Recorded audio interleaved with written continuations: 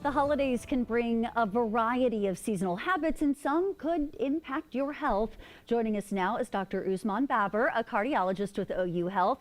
So, doctor, tell us which habits are the ones taking a biggest toll on our hearts this time of year? Well, thanks for having me. And you're absolutely right. We need to really be mindful of our heart health during this season, this holiday season in particular. So, a couple of habits that I would say are really important. First and foremost, don't ignore those warning signs. We know that many individuals will tend to delay care during this time of year. So if you're having symptoms, you're having difficulty breathing or some chest discomfort, some new swelling in your legs, things like that, don't ignore those warning signs. Yeah. Another habit that could certainly get us into trouble any time of year, but perhaps certainly during the holidays, are dietary indulgences. I would particularly emphasize salt intake. That is something that can increase your blood pressure, which directly increases your risk for heart attack and stroke.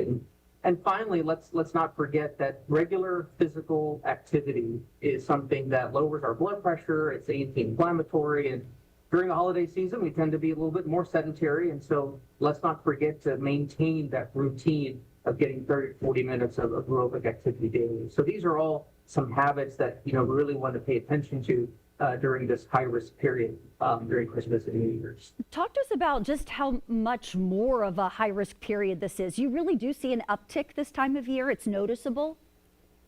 Absolutely. In fact, there's been a longstanding literature that links times of increased stress with cardiovascular events. This includes heart attack, this includes stroke, and unfortunately cardiovascular death. In fact, a recent study just came out that actually tells us that the highest number of cardiac deaths in the United States actually occurs on December 25th. And the second and third highest is December 26th and New Year's Day. So this is a time of year, obviously, you want to enjoy, be with family, be with friends, take stock of the things that we've been blessed with. But really, if you have heart disease, you're at risk for heart disease, this is also time to be very vigilant and be mindful of taking those actions that can mitigate and lower that risk. Right. A lot of people aren't going to want to, break the plans or upset anybody, inconvenience anyone, but it is so critical that you seek help immediately if you're having some sort of issue. So your advice, we got to watch our salt intake, stay physically active, and don't wait to get help. Did I get it all?